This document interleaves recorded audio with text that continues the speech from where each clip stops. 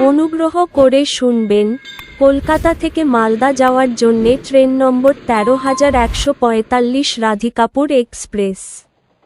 প্রতিদিন রাত ৮:৪০-এ কলকাতা স্টেশনের ৩ অথবা ৪ নম্বর প্ল্যাটফর্ম থেকে ছেড়ে যায় এবং এটি মালদা পৌঁছায় পরের দিন ভোর ৩:২০-তে মালদা টাউনের ৪ নম্বর প্ল্যাটফর্মে। ট্রেনটির মোট যাত্রাপথ ৩৩৬ কিলোমিটার, যা অতিক্রম করতে সময় লাগে ৬ ঘন্টা ৪০ মিনিট। এই ট্রেনের গড় গতিবেগ ৫০ কিলোমিটার প্রতি ঘন্টা এবং সর্বোচ্চ গতিবেগ ১১০ কিলোমিটার প্রতি ঘন্টা। এই ট্রেনটি যাত্রাপথে মোট ১০টি স্টেশনে দাঁড়ায়। এই ট্রেনের গন্তব্যস্থল রাধিকাপুর।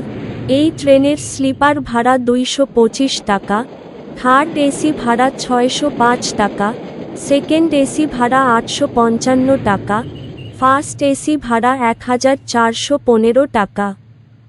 ভিডিওটি ভালো লাগলে লাইক করবেন এবং সঠিক তথ্যের জন্য চ্যানেলটিকে সাবস্ক্রাইব করবেন।